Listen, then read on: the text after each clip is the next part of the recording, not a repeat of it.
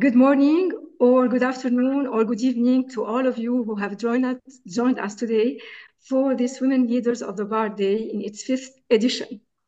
Welcome to all of you.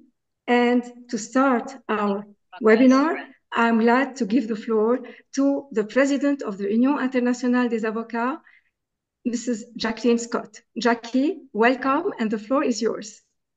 Thank you, Elizabeth. And it is a great pleasure to be here with you today to discuss issues that are very important to me personally and should be to all lawyers, men and women. And that is to discuss the challenges that women still face in the legal profession. The legal profession has come a long way in its journey toward gender equality, and women have made significant strides, breaking barriers and achieving leadership roles that once were deemed inaccessible. However, despite these advances, we still encounter a range of persistent challenges that undermine our full participation and success in our field. Of course, one of the most glaring challenges is the gender pay gap.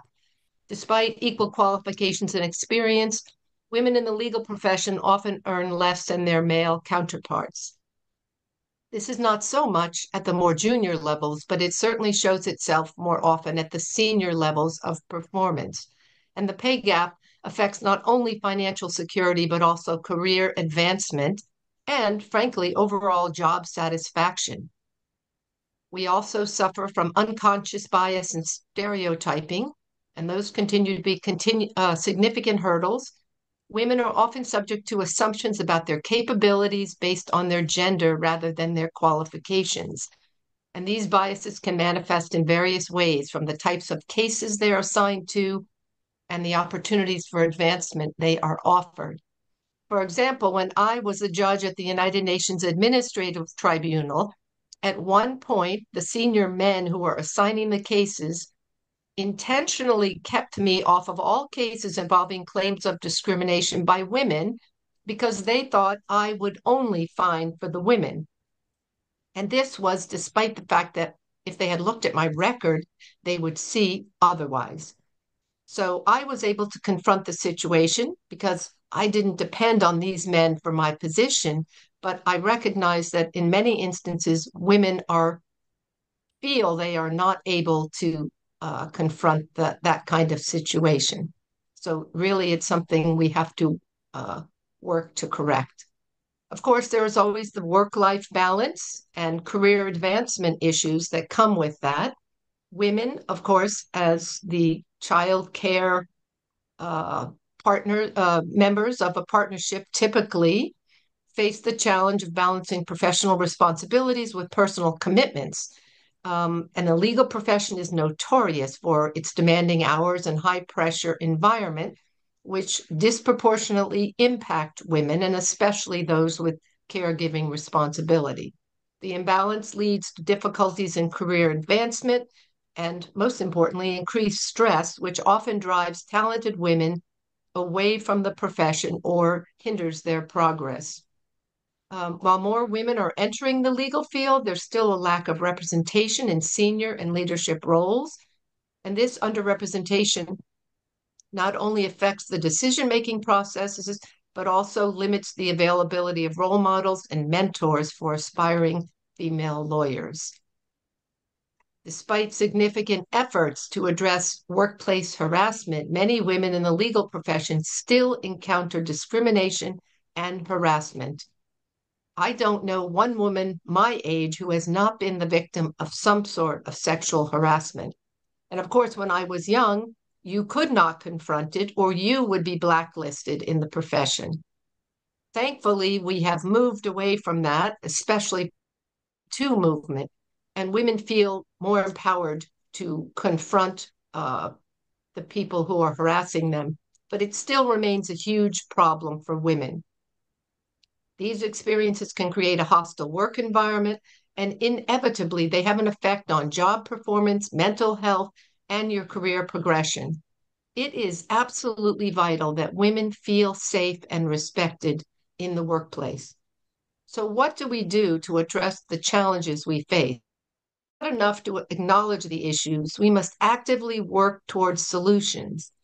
It is essential that women join together, speaking as one voice on these issues that matter to us. Together, we must advocate for fair and equitable compensation, educate our peers, especially men, about the negative and often destructive impacts of unconscious bias and discrimination, work to find solutions for women lawyers who are caregivers so that they can play on an even playing field with men who mostly don't have responsibility for raising children. And finally, we must take on the responsibility of mentoring young lawyers, providing support, guidance, and opportunities for career advancement. And this is where bar associations and lawyers' organizations like the UIA can and do play a crucial role. I am proud to say the UIA's Committee on Women is at the forefront of this effort, working to educate, providing mentoring and support, and actively engaging in this fight for equality for women lawyers. I want to thank the president of the Women's Committee, Elizabeth Suyufi, who has demonstrated exceptional leadership and vision on women's issues and who has been instrumental in creating a dynamic and active group working together for women's rights.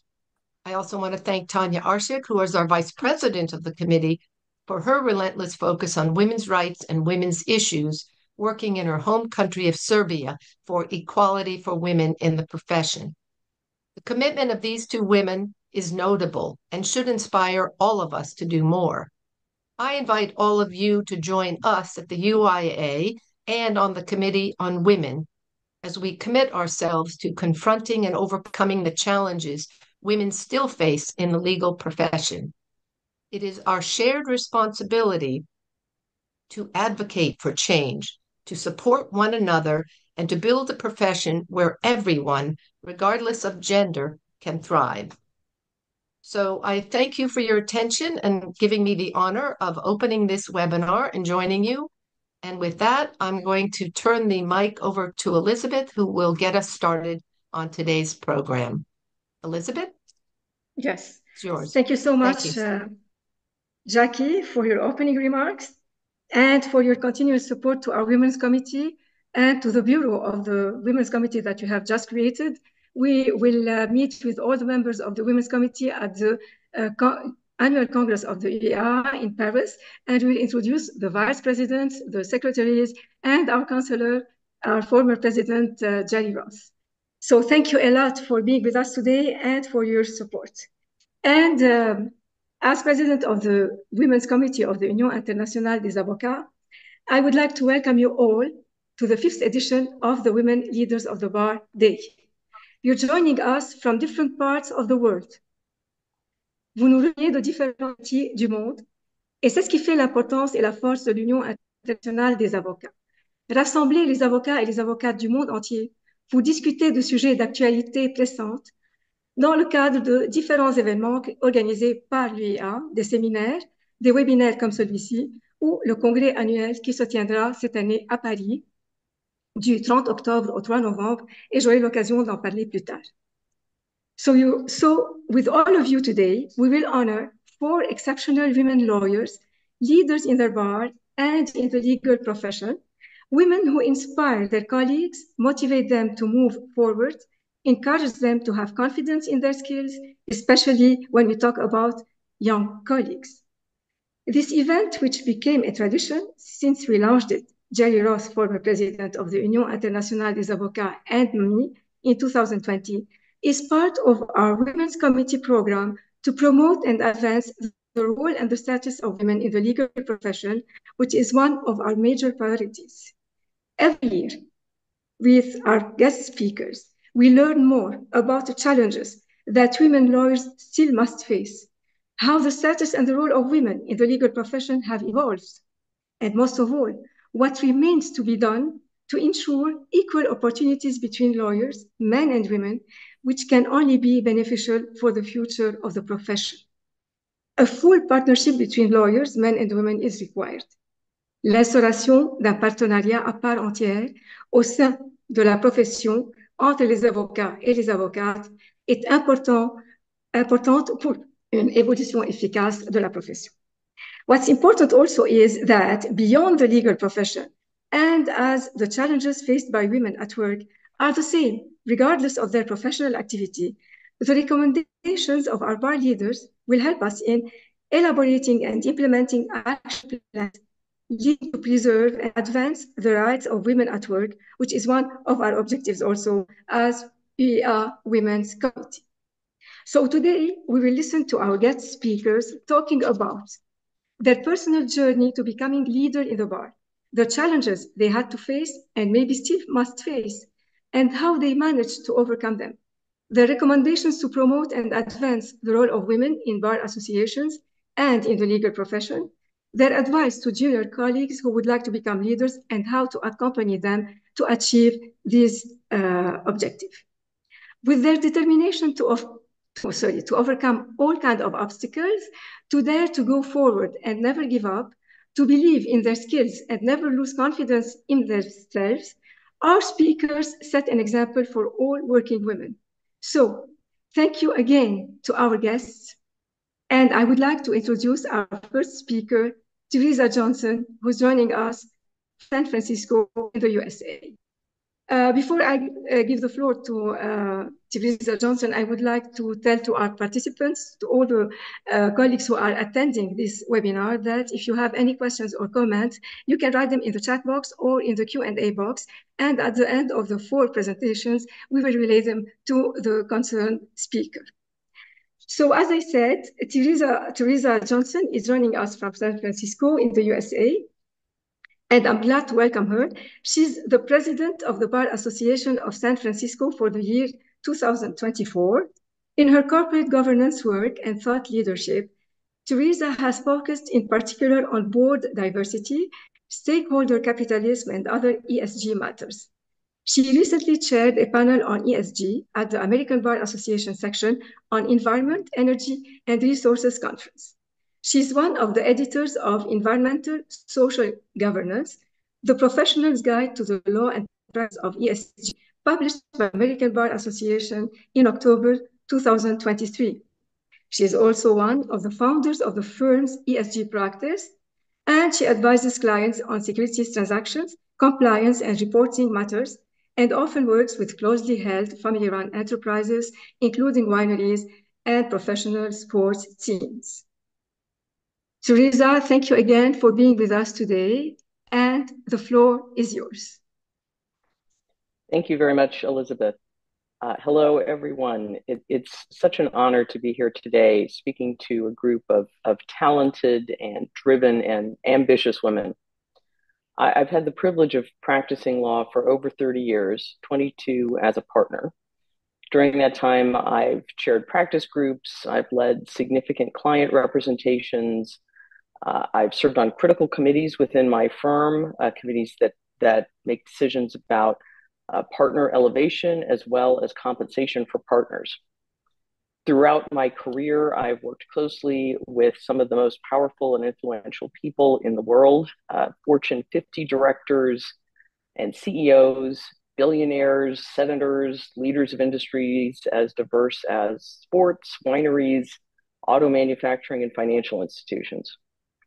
But perhaps my greatest privilege has been witnessing the steady rise of women in our profession and being able to contribute to that progress in some meaningful ways. When I began my legal career in 1992, women made up about 20% of lawyers in the US, and a much smaller percentage of those were partners in law firms. I'm happy to report that those numbers have grown steadily over the course of my career, and I'm proud to say that women now outnumber men significantly in US law schools. The number of women partners in law firms is increasing, although they still hovers around 20 to 25%, and that number is lower for women of color. All that said, let me assure you, though, that it is a great time for women to be coming up in the legal profession. Every day brings more opportunities. And as a case in point, here in the United States, we may even be on the verge of electing a woman lawyer, Kamala Harris, as our next president. One of the proudest moments of my career has been serving as the president of the Bar Association of San Francisco and its affiliated legal services organization, the Justice and Diversity Center. This has been an incredible opportunity for me to lead an organization that plays a really crucial role in our legal community. During my tenure as an officer at BASF, I've made it a priority to advocate for diversity and inclusion within the profession, recognizing that while we have certainly made significant strides, there's still a lot more that we need to do. And let me share an example about that. In 2022, when the US Supreme Court overruled Roe v. Wade, effectively taking away reproductive rights that had been guaranteed by the federal government for nearly 50 years, I and other BASF leaders, in partnership with the San Francisco City Attorney, sprang into action, and we organized a coalition of over 70 law firms dedicated to providing free legal services for patients, providers, and supporters of those seeking safe and legal access to abortion care. As president of BASF, I launched a distinguished speaker series that's focused on truth and power, which has featured prominent women lawyers, along with some upstanding men. We've also focused on creating programs that support the advancement of women and underrepresented groups in our profession. This has included mentorship programs, leadership training, and networking opportunities that are all designed to help women lawyers grow the relationships and skills that they need to be able to advance in our careers. Serving as BASF president also has given me a unique perspective on the challenges and opportunities that women lawyers face today. I've had the chance to work closely with many inspiring women who were breaking new ground in their respective fields, whether that was a young associate taking on her first major matter, or a partner leading a complex transaction, or a judge making a landmark ruling. These women were all pushing the boundaries of what is possible in the legal profession. And each of them, in their own way, was a reminder that leadership isn't just about holding a title, it's really about making an impact. Over the years, I've seen countless examples of both women and men creating opportunities for aspiring women lawyers. Often, these opportunities come when women are the ultimate clients. And I'd like to share from my own experience that kind of highlights the importance of recognizing and respecting the women who hold decision-making power. So some years ago, I was in a competitive pitch for a big deal. And the prospective client was a young woman who owned a majority share in a publicly traded company. She had inherited this position, and after her father, who was the founder of the company, had passed away unexpectedly. The family decided to sell the company, and she was now in charge of making that happen. When I walked into the pitch meeting, she was there with a couple of her advisors, both men. Knowing that she was the client and the ultimate decision maker, I directed my attention primarily to her during the meeting. And to me, this was just logical. She was the client, not the advisors. We won the pitch, and it turned out to be a fascinating and complex transaction.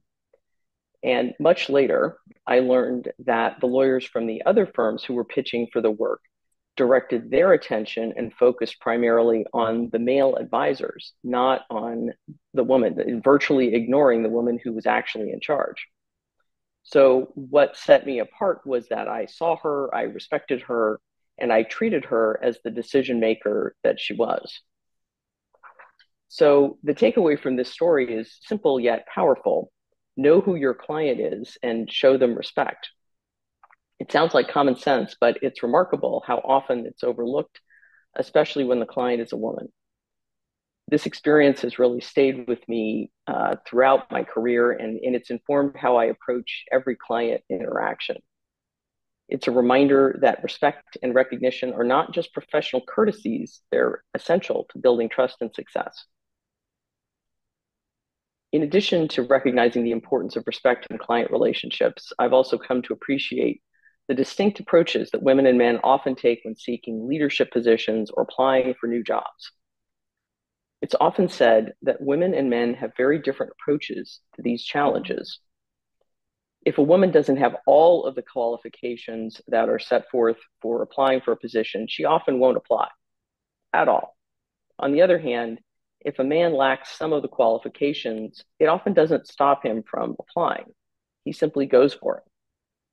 I try to keep that in mind every day as I go about my practice, whether I'm seeking bar leadership positions, speaking opportunities, or pitching for new matters. Sometimes we need to be reminded to go for it. And it's been said that we should all do something every day that makes us uncomfortable and pushes our limits. And I think we women especially often need to hear that. One of the most effective ways to push those limits and to build confidence is by having mentors, people who can guide, advise, and support you as you navigate your career. And I'd like to just underscore that mentors can, of course, be men as well as women. Throughout my career, I've benefited from the wisdom and guidance of several male mentors, starting with my father, who was a lawyer and from whom I learned a great deal, both about the law and about life. Later in my career, one of my most impactful mentors was a senior partner at my firm who was responsible for some of the firm's biggest clients. He put me front and center with those clients. He involved me in board meetings and gave me significant client-facing roles.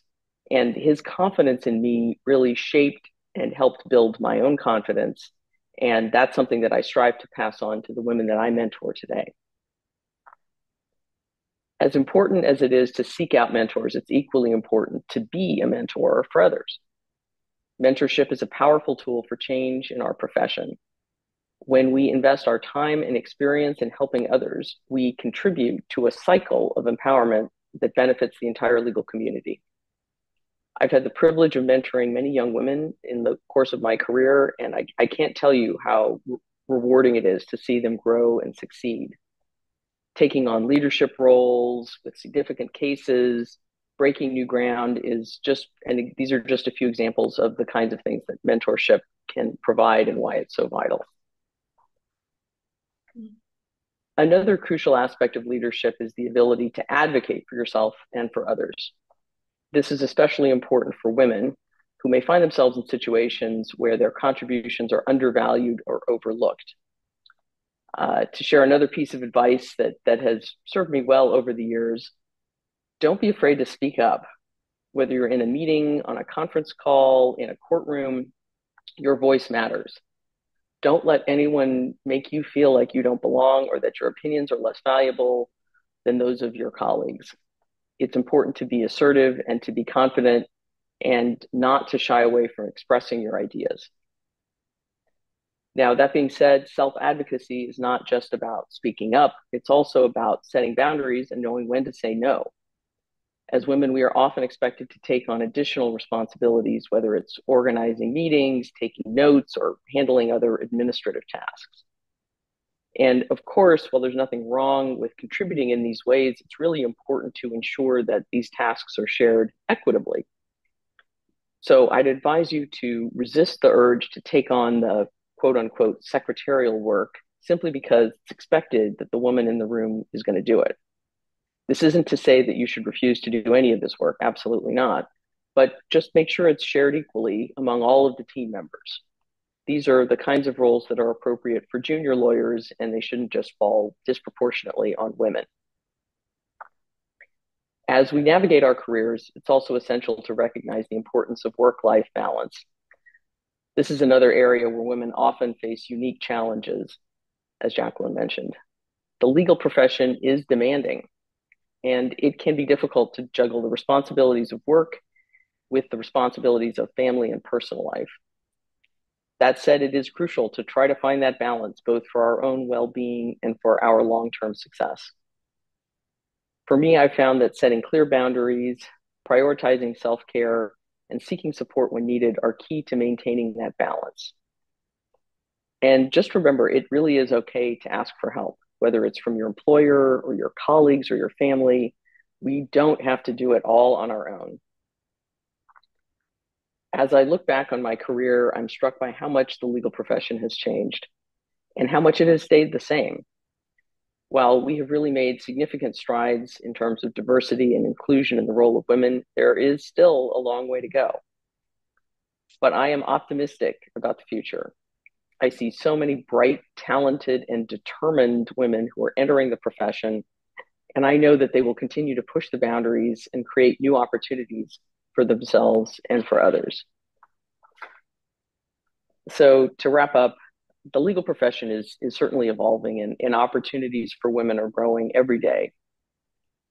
It's up to us, all of us, to seize these opportunities, to step into leadership roles, and to ensure that we are helping pave the way for those who are going to come after us. You are capable, you are prepared, and you are the future of this profession. So go for it.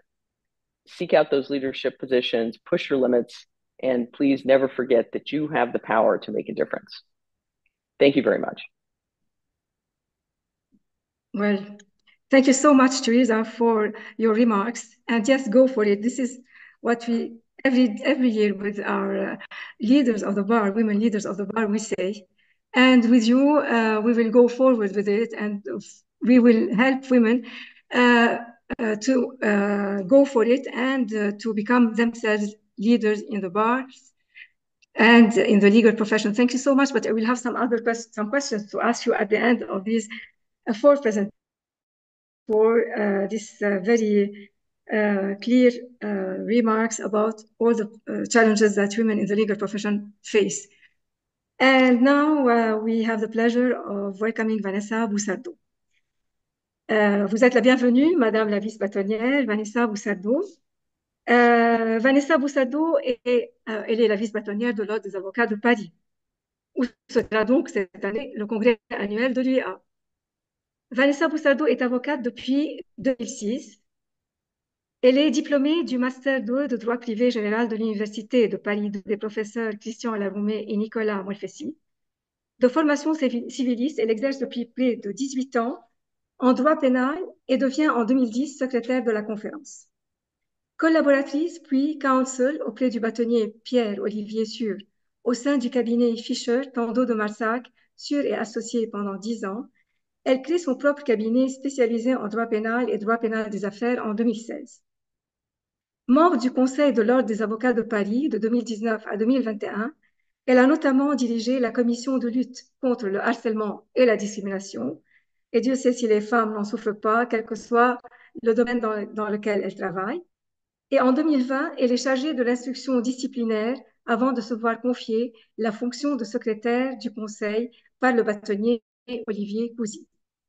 Le 29 juin 2023, Vanessa Boussardo est élue vice-bâtonnière de l'Ordre des avocats de Paris pour la mandature 2024-2025. Nous sommes très honorés de vous accueillir avec nous aujourd'hui en tant que femme leader dans votre barreau et dans la profession d'avocat en général, et aussi pour tout le travail que vous faites pour préserver et sauvegarder les droits des femmes, et notamment pour lutter contre la discrimination sous toutes ses formes et la violence à l'égard des femmes sous toutes ses formes. Vous êtes la bienvenue et la parole est à vous. Merci infiniment. Merci Elisabeth, merci Jacqueline, merci à toutes. Mesdames les présidentes, mesdames les bâtonnières, chères consoeurs, chers amis, c'est un réel plaisir pour moi, en tant que vice-bâtonnière du barreau de Paris, de participer à cette journée organisée par le comité des femmes de l'UIA, dédiée aux femmes leaders des barreaux. Je vous remercie très chaleureusement, Madame la Présidente Jacqueline Scott et Madame la Présidente du comité des femmes de l'UIA, Elisabeth Zakaria-Zioufi, pour votre invitation. Comme l'a démontré la proclamation de la Charte des principes fondamentaux sur l'accès à la justice des femmes victimes de violences par l'UIA le 8 mars 2022, je sais que l'enjeu du statut des femmes vous est particulièrement cher.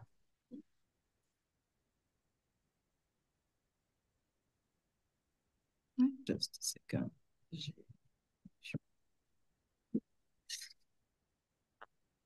C'est donc un plaisir et un honneur d'être parmi vous, même si c'est également toujours un petit pincement de constater que ce type de réunion reste encore une nécessité en 2024.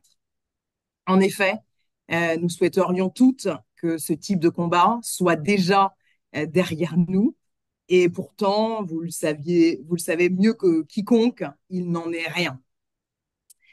Menacés dans leur intégrité, réprimés, condamnés, silenciées, de trop nombreuses femmes continuent à souffrir dans leur quotidien de discrimination, de violence.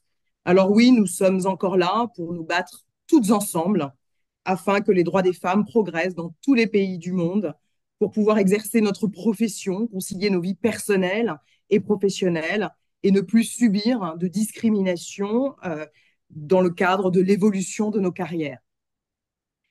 Par ailleurs, en me replongeant dans les archives du barreau de Paris, j'ai pu constater que jusque dans les années 60, comme en 1901 d'ailleurs, pour la première femme avocate à Paris, le régime n'a pas varié puisque les femmes devaient alors obtenir l'autorisation de leur mari pour pouvoir rejoindre le barreau et être avocat. Depuis, les choses ont changé, mais nous continuons à œuvrer et à lutter. Encore hier, il y a peu, lorsque j'ai fait le choix de me présenter dans le cadre de cette candidature au vice-bâtonnat, certains ont cru pouvoir questionner mon rôle de mère d'un jeune enfant de quelques mois, avant même d'interroger mes compétences pour ce poste.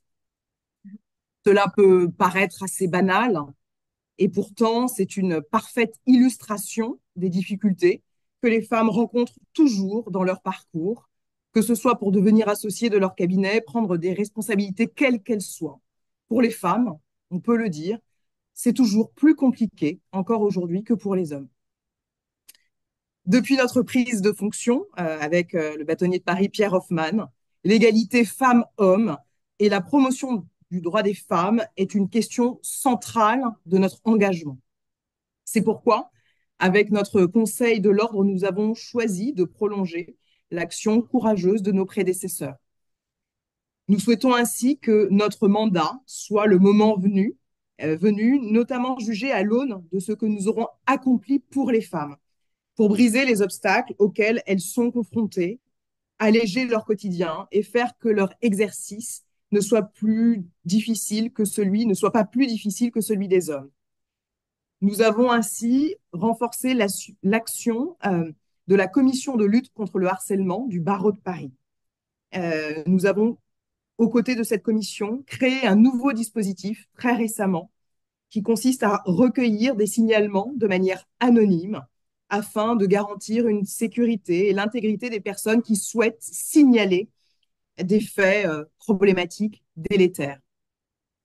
Pour la période de grossesse, nous installons tout récemment, nous avons voté tout récemment avec le Conseil de l'Ordre, un dispositif qui permet aux avocates qui exercent dans de petits cabinets ou en solitaire de bénéficier de l'assistance de l'Ordre qui assurera les missions courantes devant les juridictions, telles par exemple qu'un renvoi d'audience pendant un congé maternité ou des petits actes de procédure.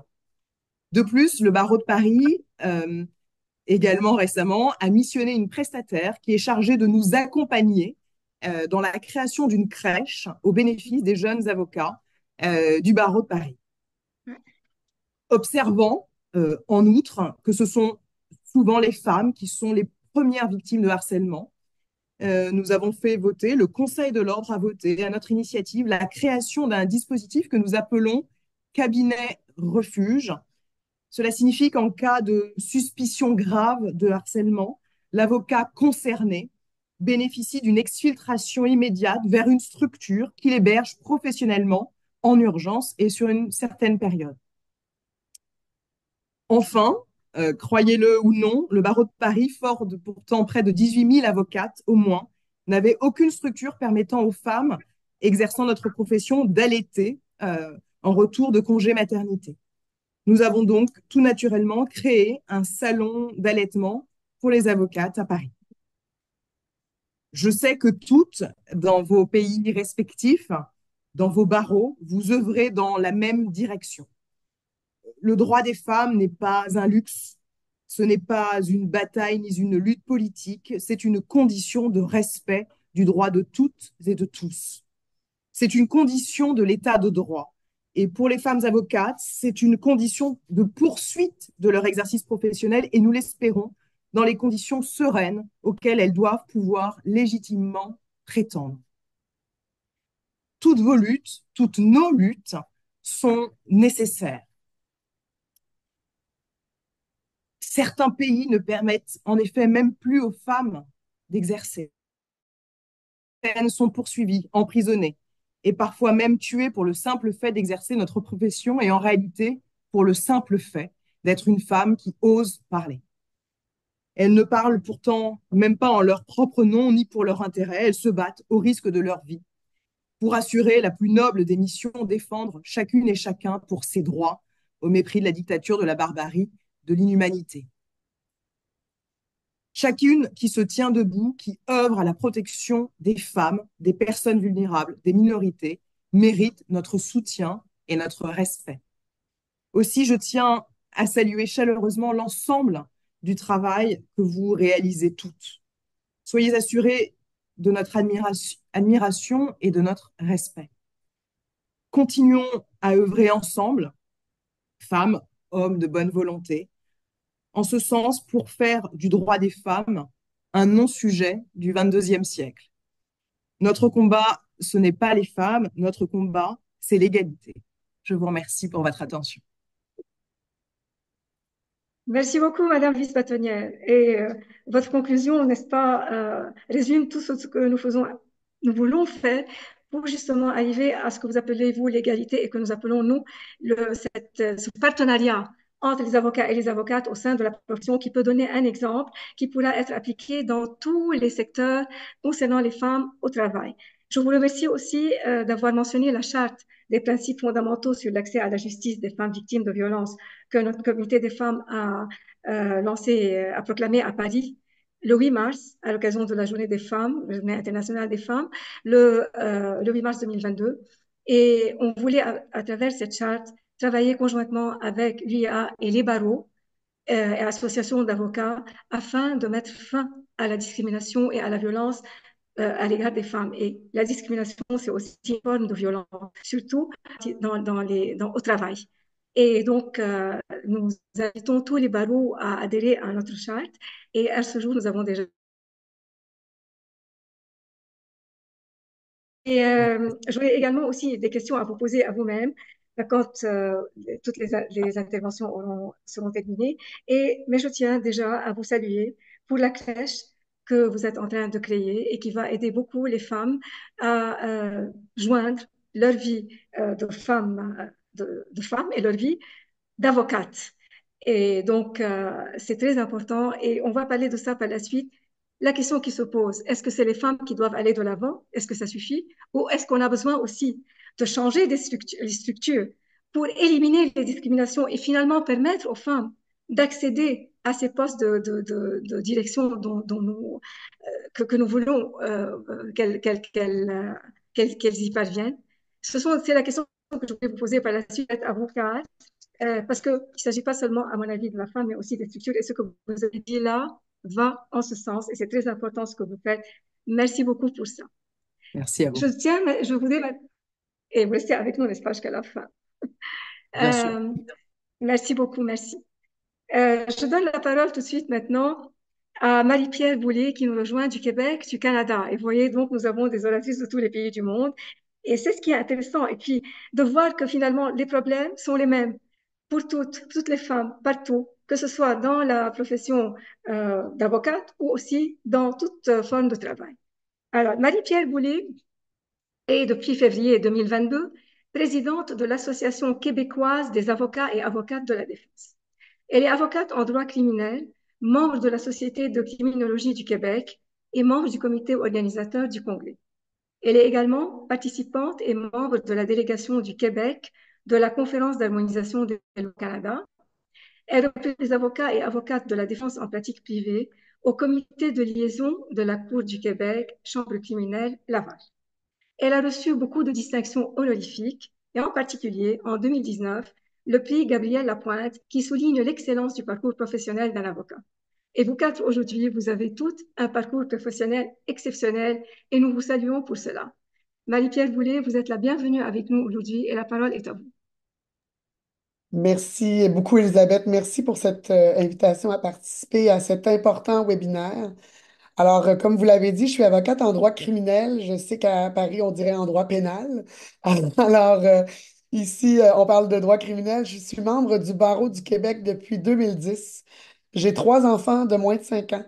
Et comme vous l'avez dit, je suis présidente de l'Association québécoise des avocats et avocates de la défense depuis bientôt 3 ans. L'association représente les avocates et avocats qui pratiquent en droit criminel et pénal au Québec. Notre conseil d'administration est composé de 23 membres, dont 11 femmes. Vous voyez donc mon premier projet à combler ici pour obtenir plus que la parité. Notre mission consiste entre autres à défendre les intérêts professionnels des avocates et avocats qui pratiquent le droit criminel et pénal en défense au Québec, à promouvoir les moyens d'action propres à assurer les intérêts de ses membres et évidemment la place des femmes a une place bien particulière dans notre mission. Je suis également président de mon propre cabinet en droit criminel. J'ai agi comme représentante d'une partie ou comme intervenante devant le plus haut tribunal du pays, la Cour suprême du Canada. Et j'ai fait des interventions au niveau politique au Québec pour donner mon opinion sur des changements législatifs. J'ai Mhm. dispensé plusieurs formations auprès de mes pairs et je siège sur, je dirais, d'innombrables comités qui servent l'organisation des activités judiciaires. Alors évidemment, dans toutes ces implications, je m'assure, bien sûr, de pouvoir donner la parole aux femmes, pouvoir donner une place particulière à ces femmes. Et je vous dirais que mon mot vise premièrement à ce que nous soyons présentes, présentes à ces endroits où il y a des prises de décision. Dans mon parcours professionnel, j'ai été, je vous dirais, rapidement propulsée vers une position de direction. Alors qu'on dit bien souvent que les femmes ont de la difficulté à y accéder, dans mon cas, je me suis sentie littéralement propulsée. Je devenais associée d'un cabinet en 2012, 2 ans après avoir été admise au barreau. Ma carrière a vite pris une grande place, voire toute la place dans ma vie. Le désir de devenir une mère était néanmoins bien présent dans mon esprit.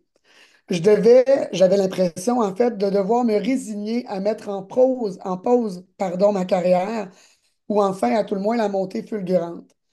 Étais-je prête à faire ce sacrifice? Pouvais-je être mère tout en maintenant un rythme professionnel effréné? Au final, voulais-je vraiment être maman? Je vais sauter tout de suite à la conclusion. Au final, il n'y a pas une seule façon de vivre l'expérience vie professionnelle maternité. Il y a probablement autant de mères que de façons de faire. Avoir une aide à la maison, un congé d'1 mois ou un congé d'1 an, ou pas de congé du tout, raccourcir la semaine de travail, diminuer les déplacements, travailler à son compte pour plus de flexibilité ou travailler dans une institution pour plus de prévisibilité. Je croyais que j'avais fait donc le tour des questions pertinentes. Pourtant, le plus grand des dilemmes m'attendait. Avoir cette impression de ne pas réussir comme mère, ni comme avocate. J'exagère en disant ne pas réussir, je devrais plutôt dire que lorsque je suis avec mes enfants, j'ai quand même toujours une petite pensée qui me rappelle que je n'ai pas accompli tout ce que je voulais ou que je devais accomplir au bureau. Et si je suis au bureau tard le soir, par exemple, je pense à tous les moments que je manque auprès de mes enfants. Il faut donc trouver l'équilibre. Nous sommes les seuls à pouvoir définir ce qu'est notre équilibre. Il ne sera pas le même pour aucune femme, il sera différent. Je n'ai pas trouvé le mien encore, mais je n'abandonne pas. J'y travaille. Mes plus grands défis en dehors de ma conscience se sont présentés avec les membres de l'appareil judiciaire. J'ai pris des congés de maternité de moins de 6 mois pour chacun de mes enfants. Ce n'est pas une fierté, c'est un fait. À chaque fois, la plupart des juges et mes collègues en poursuite se montraient compréhensifs et soutenants. Par contre, j'ai eu droit à des objections lorsque je demandais de reporter un procès qui était fixé trop près de ma date d'accouchement ou en plein durant mon court congé de maternité. J'ai eu droit à des invitations à ce que mes clients se constituent un nouvel avocat. Je dis invitation, mais il faudrait plutôt parler de coercition. Voilà des défis avec lesquels j'ai décidé de composer un à un. Je les ai dénoncés, parfois publiquement. Et j'ai par la suite accompagné d'autres mères et pères qui ont communiqué avec moi lorsqu'ils ou elles vivaient des événements similaires.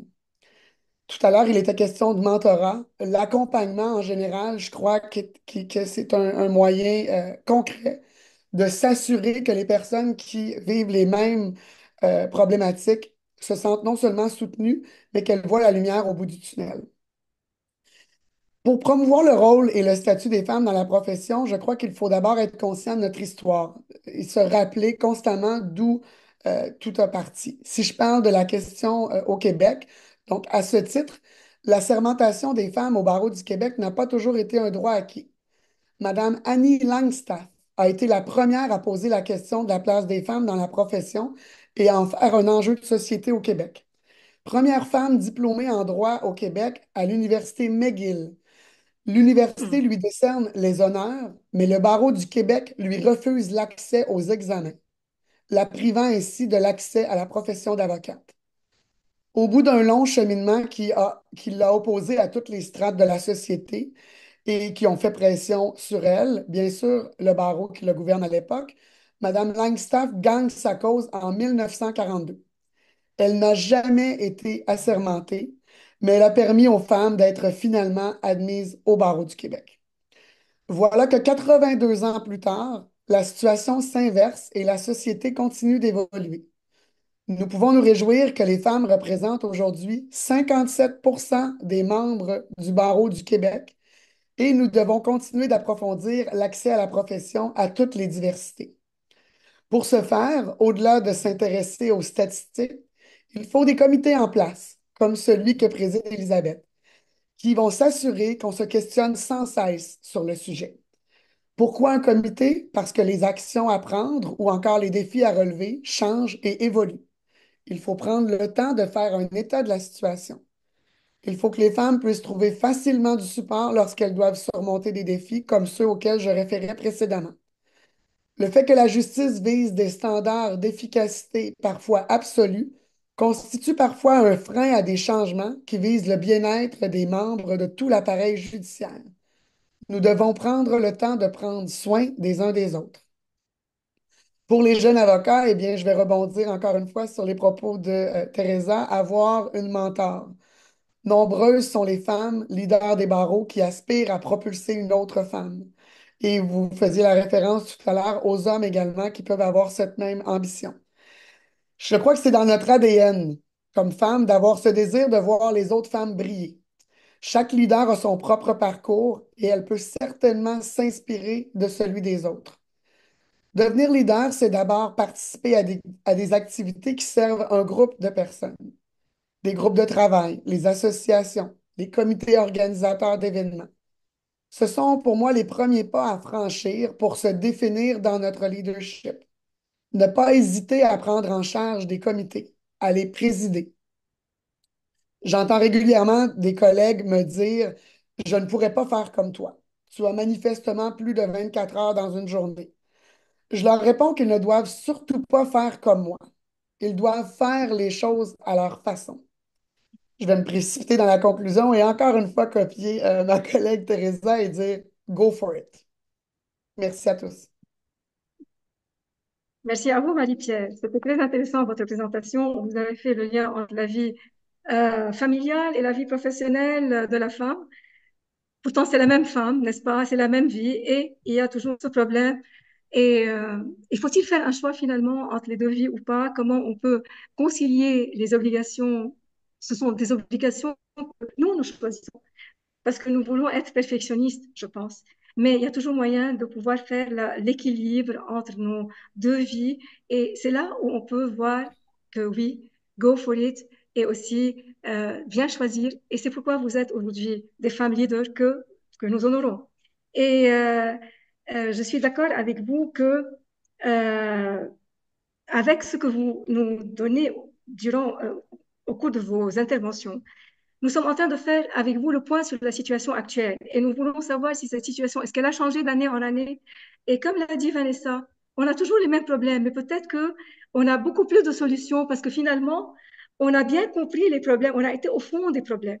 Et là, avec chaque oratrice que nous accueillons chaque année et que nous honorons, nous avons une nouvelle vision, une vision propre à elle, des solutions, des moyens pour faire face à ces défis. Et c'est ça ce que nous attendons de ces rencontres chaque année.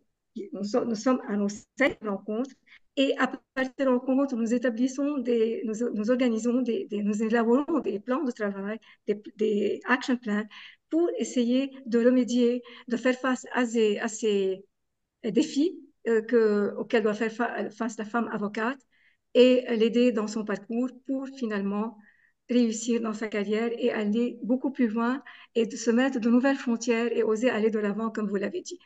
Et votre participation avec nous est très importante et c'est ce que nous espérons finalement faire avec vous par la suite, une fois que nous aurons terminé cette rencontre aujourd'hui. Merci encore une fois. Et là, c'est avec Rosa Isabelle Peña-Sastre que nous allons continuer notre approche de ces questions qui sont très importantes et d'une actualité chaque année pressante pour les femmes avocates et comme je l'ai dit, au-delà de la profession d'avocat pour toute femme qui travaille. Alors, Rosa Isabelle Peña-Sastre, welcome. Rosa is a council member of the Barcelona Bar Association responsible for the international relations. She's joining us from Barcelona. She's the co-director of the collective members committee of the Union Internationale des Avocats, and believe me, she's very active. President of the Public Law Commission of the Fédération des Barreaux de Droit. She's also chair of the Environmental Law Committee of the Inter-Pacific Bar Association. She has been practicing law for 30 years, specializing in public law, and is the founder of Lex Administrativa Abogacia. She also teaches at the university and is the author of various articles and a co-author of a book focused on public law. Rosa Isabelle Peña-Sastre, you're mostly welcome with us, and the floor is yours. Thank you very much, Elizabeth, for organizing this webinar and for inviting me as council member of Barcelona Bar Association to to give you my contribution about the topics the questions that you made us about our personal journey to becoming a leader in the bar, the challenges I faced and how I managed to overcome them. So I must say that my journey to becoming a leader in the bar has been incredibly an rewarding experience. And the only challenge I faced, I would say it was myself, my escapism about my capabilities and balancing professional responsibilities with personal life. When the first time I was approached to start with the life of the bar, while I was working in a law firm, in a big law firm, and I went to the bar for some continuing legal education, but I was to the library, of course, but I was not really involved in the life of the bar. So then a colleague of mine that worked in this law firm, but he was in another law firm, one day he called me and he said, "Hey, I have a really exciting project for you. So we are going to run for election for the presidency, vice presidency, and the rest of vocals of the administrative law section in the bar. So would you like to be my vice president?" And then I was like, wow. So at the beginning I thought, okay, well, explain me more. Then he explained me all the details. And I said, yes, why not? I mean, it's, I think, the time to do that. Of course, I was like, okay, I have my busy life in the firm, my personal life, so how I'm going to cope with that? So that's why I was saying the first barrier was myself. But then I thought, no, this is an opportunity. I always try to see opportunities in life, and I normally say yes, because I think it's a door that opens. And I'm really happy that I said yes, because after that, well, I was able to work with a fantastic team. We organized a lot of things in the section, mainly continuing legal education. I started to be involved in the life of the bar, to meet the people, to meet the different departments, because our bar is a big bar. It has 25,000 members. So it's a big thing, maybe smaller compared to Paris. I don't know, but it was a good experience. Then also what I did to overcome these barriers, I remember some inspirational sayings. And for example, the Eleanor Roosevelt said once, "The future belongs to those who believe in the beauty of their dreams." So this is, I think, important to have a dream, to be excited in the project that you have in front of you, ahead of you, and to believe in yourself. And this is what I did. So little by little, I started to work. Of course, I slept a bit less because I had more things on my plate, but I was doing with pleasure. So this is another important ingredient. Then I also focused on building a strong professional network in the bar and continuing developing the skills. And also I ask, of course, always advice to those. And one was the president of this section. He was president before. So he knew also how the bar works. So this is important to find your roles or to your mentors or ask for help, as one of you mentioned before.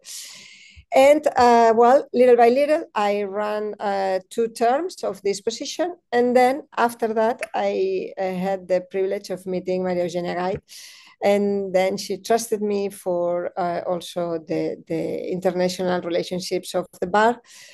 First, I presided chaired the commission, and then after that, I had also the privilege to participate in the candidacy to run for council member. And this is where I am today. And really, as I said, happy of this journey I took.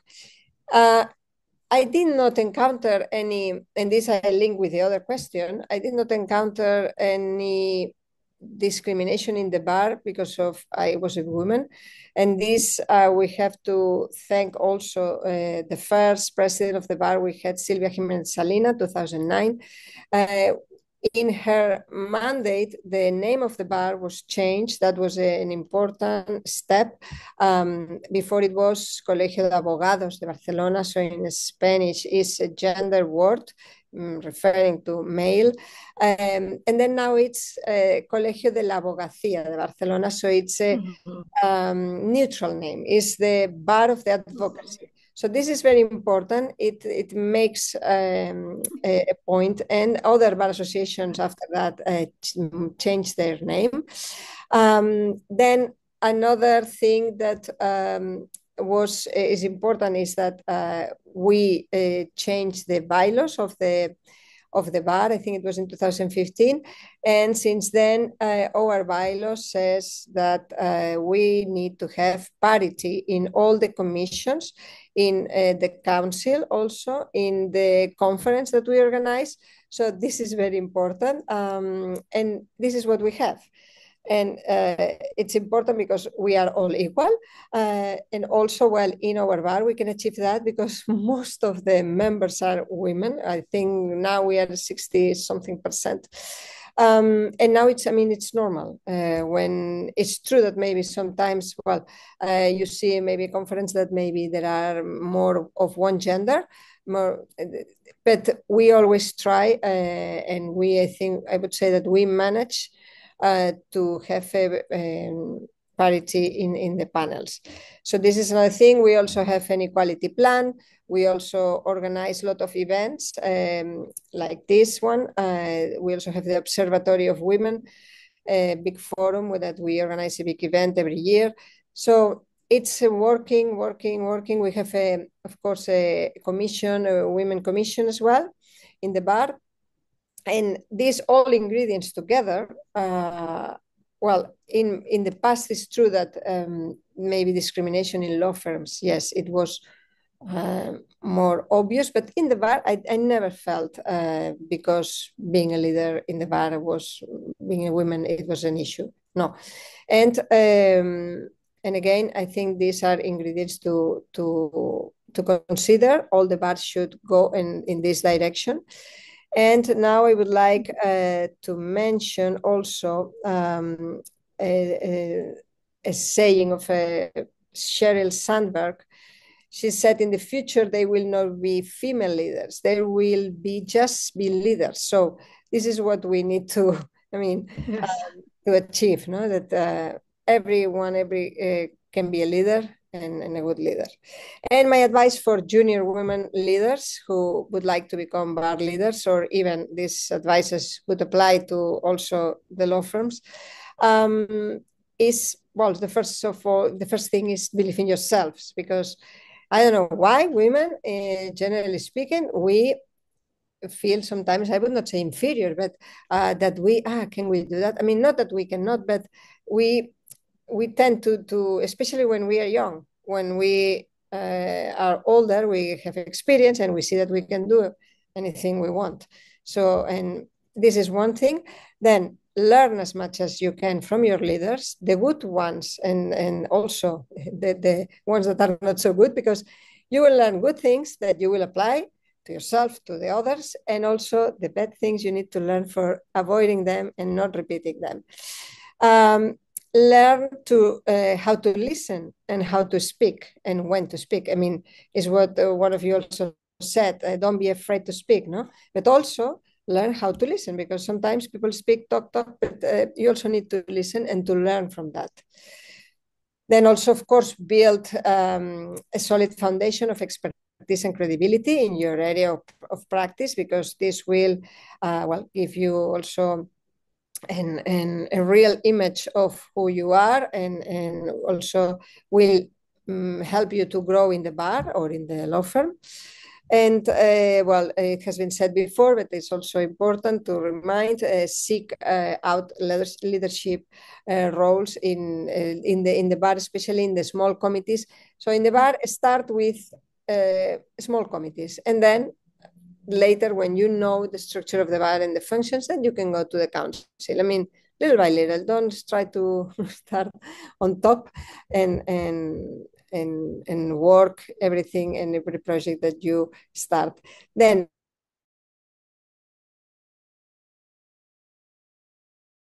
another thing that sometimes comes to our mind, like, I cannot do that because, no, the less time you have, this is something I experienced, the more efficient you will become.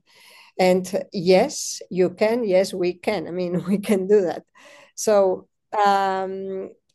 also important, and this, it's true that now I see it more important than before, because when you are young, at least when I was younger, I wanted to do everything, no? And I had energy, and I still have a lot of energy. But a good life balance, what one of you also mentioned, and introduce a sport, do a lot of sport. Don't think, I will not have time to finish this or whatever. No. Go and do it every day. Don't miss any class of whatever sport you do. Good diet, this is very important, and enough sleep. So this is also key ingredients. And I would like to add something that one of you mentioned. Yes, you are the future, the young ones, but you are also the present, because you are already there. So you are the present and the future. So this is mainly my insights. And well, I hope I have inspired someone. Thank you so much, Rosa. Thank you for your recommendations. Yes, as you said, every woman should have a dream and work to reach it. She has to know herself and to believe in herself and have pleasure in whatever you are doing. And then to establish priorities, as you said, you cannot reach all your dreams all at a time, but you need to work to reach it. So thank you so much for what you talked about. And you talked about barriers, challenges, but also barriers. And unfortunately, there are still barriers, biases, stereotypes. We are working on combating these stereotypes and barriers, but unfortunately, they are still there. And it's very important what you said about the name of the Bar Association, reflecting this equality between lawyers, men and women. This is very important and maybe an example to be followed by other bar associations. So thank you again. Now, before I ask you the question that you have in the Q&A, I need just to ask the four of you one question based on what you said. Teresa, you said that now women outnumber men in the US law schools, but there are only 20 to 25% as partners in law firms. And also I know that the percentage is very low in decision-making positions. My question is for the four of you. Is it because women do not go for it? do not believe that they can do it, or we need also to change structures, to work on mentalities, to combat discrimination in order to provide the elements needed for women to get there, as it is for men. I'm not putting women against men, but I'm talking about the situation. Nous ne sommes pas des féministes, nous travaillons pour le bien des femmes comme nous travaillons pour le bien de la profession en général. J'insiste toujours sur ça. So what would be the answer to this question? How to make things change? What are your recommendations? Teresa. So thank you for that thoughtful question. It's something that I think about, and I suspect that all of us here in this group and part of this Zoom generally are thinking about it. For me, I think it's not just one thing, but I do think that there are structural issues and that are a big part of it. And various of us have alluded to the work-life balance and the fact that disproportionately responsibilities for family, for caregiving, for childcare do tend to fall on women. And so what I have seen anecdotally in my experience has been watching very promising young women attorneys coming up in the law firm and in law firms, at least in the US. There's a trajectory of being an associate and then becoming advanced partner, and it takes a certain amount of time. I've seen a number of promising young women at a certain point make a decision to step away and to take a position in-house in a company or perhaps with the government. And it's often informed by a thought about either needing more time or having a more predictable schedule to be able to manage childcare or caregiving responsibilities. That's not the only reason, and there are certainly many young women who decide to stick with it at the law firms, and there are lots, of course, a complex set of reasons that people move on from law firms anyway. But I do think that that's something that does more disproportionately fall on women. And one of the things that I think is troubling is that when we have entering classes of attorneys at our law firms, they're generally about 50-50 men and women. And then as we see advancement, the numbers of women fall off. And it is certainly the same it is similar for people of color too, that by the time we see people at the higher levels, it tends to be more male and with less diversity.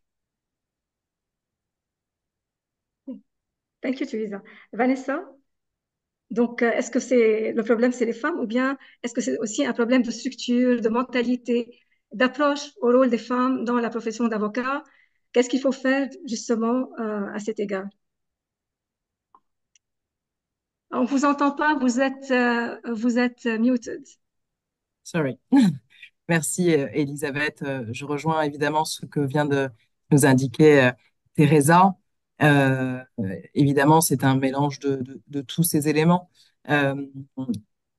Lorsque l'on voit que les femmes, dans les 10 premières années, en tout cas, je parle pour la connaissance que j'ai par rapport à Paris, au barreau de Paris, dans les 10 premières années d'exercice, 30% des femmes quittent la profession. Et ce chiffre, il est quand même important et il ne peut pas s'expliquer par une incapacité à travailler dur. Il ne peut pas s'expliquer par un manque d'ambition. Ce n'est pas vrai, puisque les femmes sont présentes à l'université, sont présentes à l'école de droit. Chez nous, en tout cas à Paris, c'est l'EFB, l'école de formation des barreaux. Donc, elles sont présentes, elles prêtent serment et pour autant, elles sont majoritaires à quitter dans les premières années. Donc, ça rejoint évidemment ce que l'on s'est dit. Elles quittent pour des raisons qui sont extérieures à leurs ambitions. Et c'est ça la difficulté. Parce qu'après tout, on est libre de vouloir changer de vie, on est libre de vouloir changer de profession, bien évidemment. Sauf que ce chiffre-là, par lui-même, démontre qu'il y a quand même une difficulté. Et que cette difficulté, elle y a beaucoup de critères et c'est ce que vous avez toutes évoqué. Parfois, la question se pose peut-être d'aller dans une institution parce que il y a plus de prévisibilité. Je crois que c'est ce qui était dit tout à l'heure.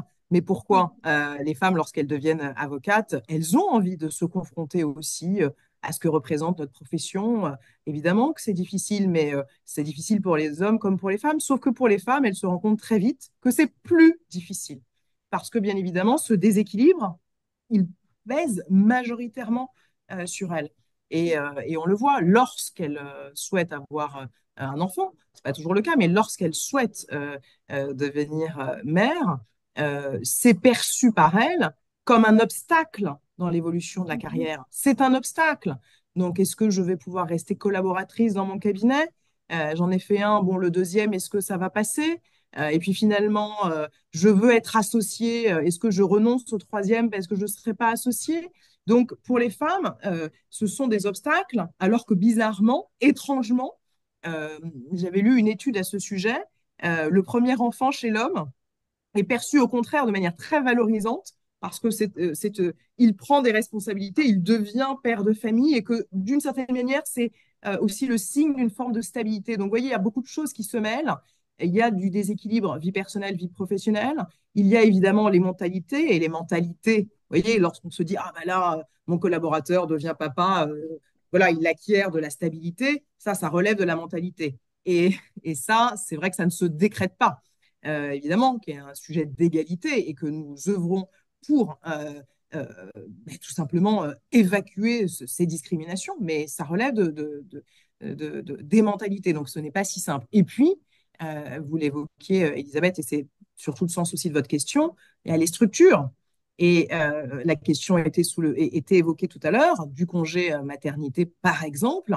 Et évidemment que c'est compliqué lorsque la femme va être absente, euh, les audiences qui va s'en charger, et du coup le cabinet finit, bon, pas tous bien évidemment, mais par voir la parentalité et surtout la maternité comme un obstacle. Et donc dans le recrutement, est-ce qu'il n'est pas préférable de penser à un homme plutôt qu'à une femme parce qu'on n'aura pas ces difficultés. Donc en réalité, c'est les mentalités, c'est structurel, et c'est ce sur quoi il faut évidemment avancer. Je l'évoquais rapidement tout à l'heure dans ma petite présentation, mais ce que l'on a mis en place très récemment avec notre Conseil de l'ordre, c'est vraiment d'avoir un pool d'avocats qui vont être payés, voilà, missionnés par l'ordre pour aller, pendant le congé maternité d'une consoeur, en audience pour solliciter le renvoi. Euh, voilà, il y a un acte de procédure à faire, il faut faire appel très rapidement.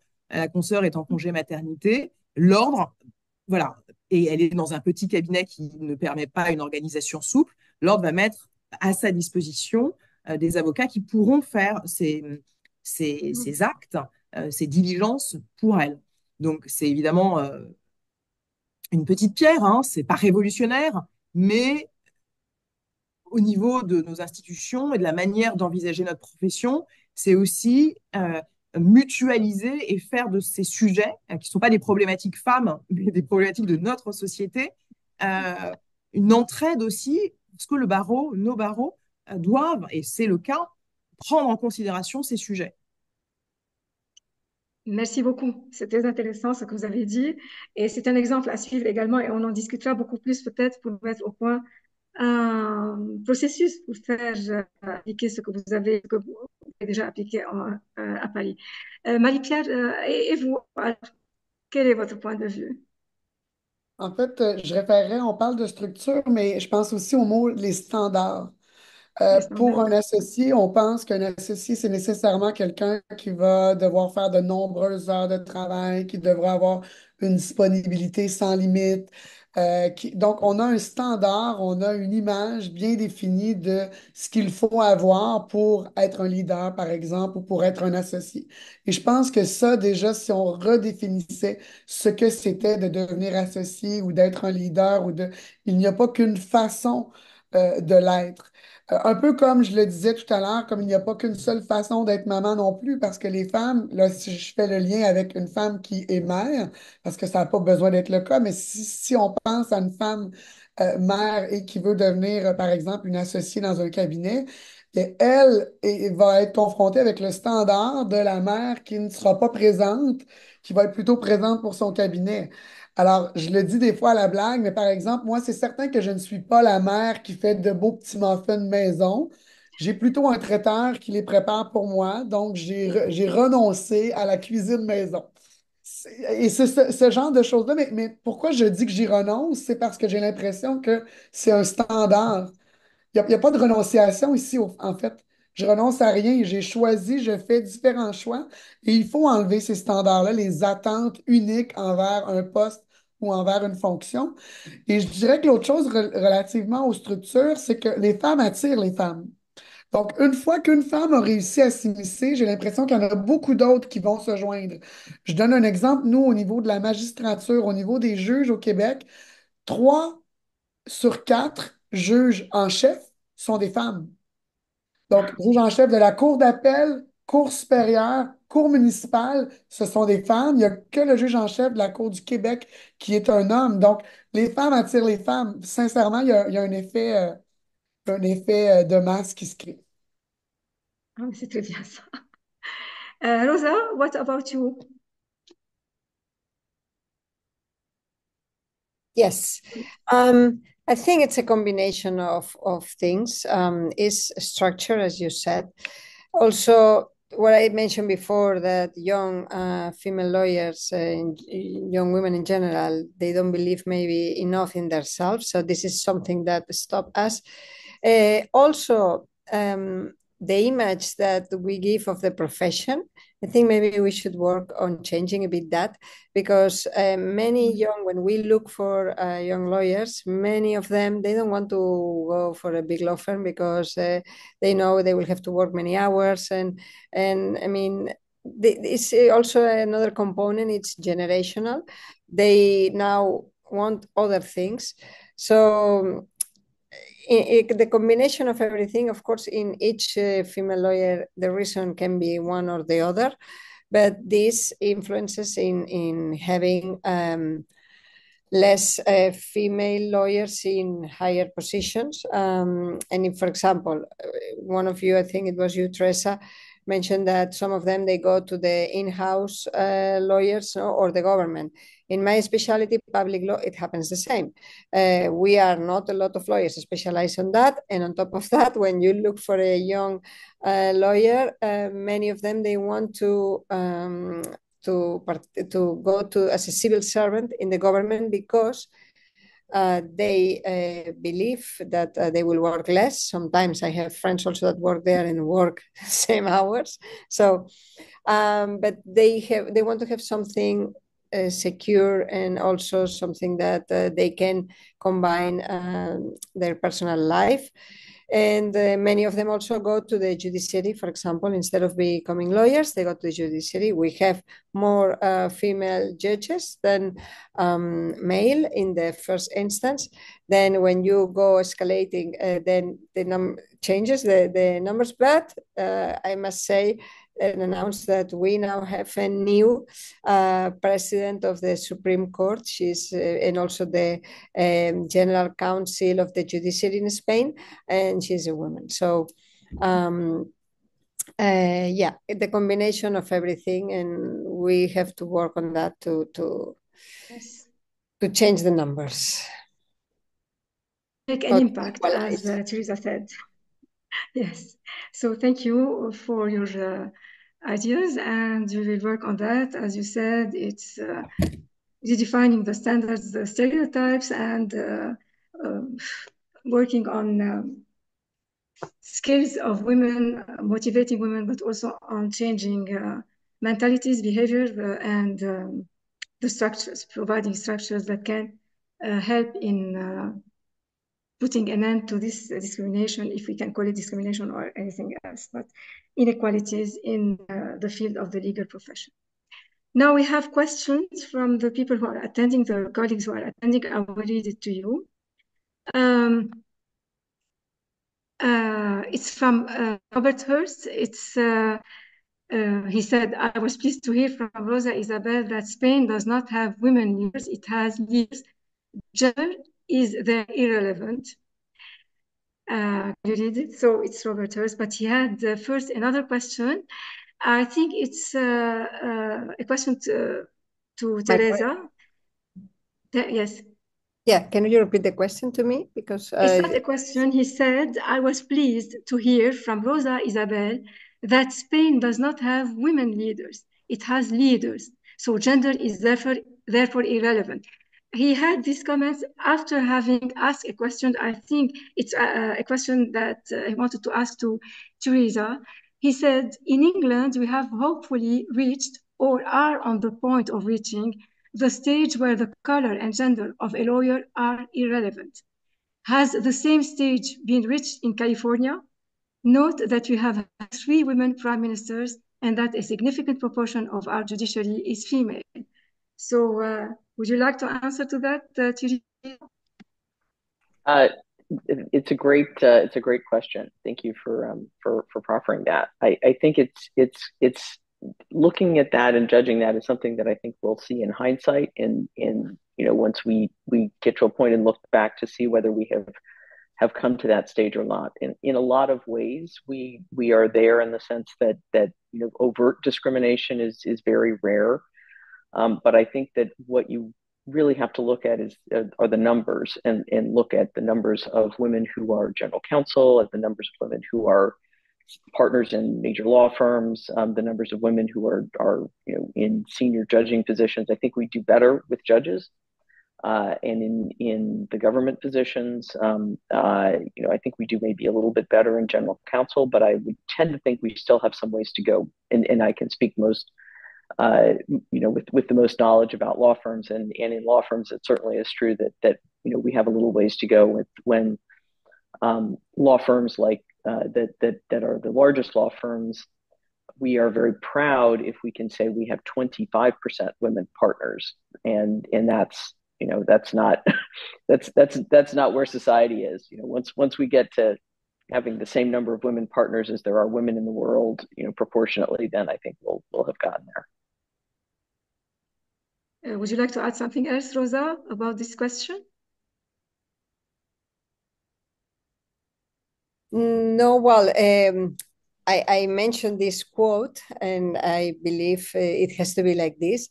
And in our bar, as I said, there is no difference if it's a male or, both are, of course, equally valid. And it's true, though, that so far we have had only 2 female presidents of the bar, but I think this will change. And the 2 ones we had, they open, the way for the rest to come. So, yeah. Vanessa, vous voulez intervenir sur cette question, ou bien on passe à la question suivante? C'est comme vous voulez. On peut passer à la suivante, mais simplement peut-être, évidemment qu'on espère tous, et d'ailleurs c'est ce que je disais à titre liminaire, on aimerait bien évidemment que le sujet ne se pose plus. C'est vrai que tous les 8 mars, on fait quand même des conclusions, des constatations, malgré tout, année après année, qui sont quand même très très proches des années précédentes. Donc ce n'est pas une volonté, et c'est ce qu'on disait tout à l'heure, c'est pas une question de femmes, c'est vraiment une question d'égalité, d'où découlent en réalité beaucoup de conséquences. Donc voilà. Marie-Pierre? Non, ça va, j'ai déjà référé aux statistiques ici. D'accord. Nous avons Macrona, qui est membre de l'IA, qui nous dit, juste un moment, whilst there have been inroads in the UK, there's a way to go. I recognize the varied experiences of our eminent speaker. Thank you. I would be interested to know whether they have any views on business development and whether they have found ways to do this differently, which allows us to balance everything that needs to be juggled.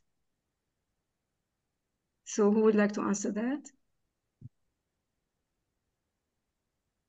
I'm happy to go first. Yes, business please. Development is always is an important part of what we do in private practice, meaning soliciting clients and growing our practices. And it is certainly true that in the private practice of law, your success is often measured by the size of your practice and how many clients you have and how much business they send you. Basically, it's that it really it comes down to those numbers in many ways. And so being a good business developer is essential to that. And I think there are a lot of different ways to develop business. There in the US, I don't know if this is true in the UK, but in the US, there was the old sort of chestnut of developing business by going out on the golf course and taking the clients golfing and or fishing or some sort of activity that is not exclusive to men, but more historically has been associated with men. And I've talked to many women who feel like that, they don't golf, they don't fish, these are not activities that are really interesting to them. And so but the nice part is that there are a lot of different ways to do things. You can do business development by finding activities that are more in your wheelhouse, whether it's going to plays.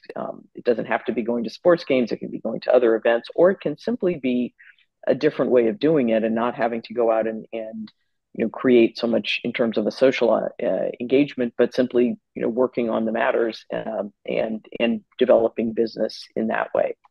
I think a key in developing business is always finding something that's authentic to you. You have to find a way to do it, because if you're trying to pretend like you're interested in something or engaged in something and it doesn't resonate, that's going to come through. But I would say, last thing is, bottom line, the best way to develop business is by really doing a good job at what you do and being able to show people that you do a good job at what you do, and that's going to speak volumes way beyond what your golf score is. Thank you, Teresa. So we have a question from Gaël. Gaël nous dit: je suis très enthousiaste sur toutes ces interventions, mais je ne comprends pas pourquoi vous dites que vous n'êtes pas féministe car vous défendez les droits des femmes. Pouvez-vous expliquer vos propos? Elle est avocate associée au barreau de Montpellier. Je ne sais pas. C'est pas que nous ne défendons pas les droits des femmes, mais nous ne voulons pas mettre les femmes face aux hommes. Ce n'est pas la femme contre l'homme, c'est un partenariat entre les femmes et les hommes pour arriver à avoir les mêmes chances d'accès à toutes les positions possibles, que ce soit pour les femmes et pour les hommes, à avoir cette égalité, ce partenariat. Je ne sais pas, Vanessa, quel est votre point de vue? Je vous avoue que lorsque nous étions en campagne et que nous faisions part de nos engagements, et désormais nous sommes en fonction depuis janvier, c'est vrai que la qualification que nous employons, c'est vraiment celle de l'égalité. C'est-à-dire que le prisme, c'est vraiment celui de l'égalité. Et pour y advenir, nous avons d'ailleurs aussi, bien évidemment, besoin de tous en réalité. Donc, de mon point de vue, en tout cas, les mesures qui sont prises, évidemment, ce sont des mesures pour favoriser, au sens d'améliorer la situation qui aujourd'hui est en déséquilibre. C'est pas pour favoriser au déficit d'une certaine manière des hommes, loin de là, mais vraiment d'essayer de retrouver l'équilibre qui manifestement n'est à ce jour pas dans la direction. En tout cas, on n'est pas du tout à l'équilibre en termes d'égalité. Donc, de notre point de vue, c'est vraiment une question d'égalité. Justement. Et vous, Marie-Pierre?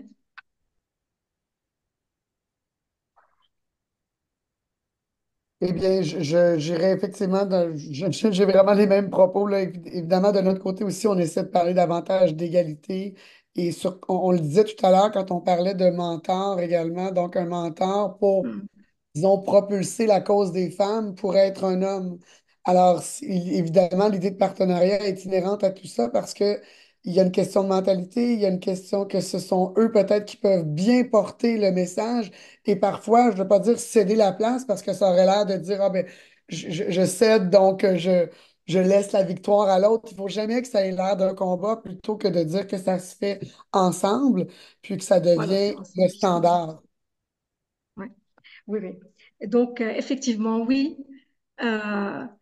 nous défendons les droits des femmes, mais le comité des femmes de l'UA défend les droits des femmes et va de l'avant. Et nous avons donc publié cette charte que je vous invite tous et toutes à lire, et aussi un livre blanc avec LexisNexis sur la violence faite aux femmes, qui est aussi publié sur le site de l'UIA et qui n'est pas seulement destiné à parler seulement, qui n'est pas seulement adressé aux avocats, mais le but est aussi de sensibiliser toutes les composantes de la société à ce problème de violence aux femmes.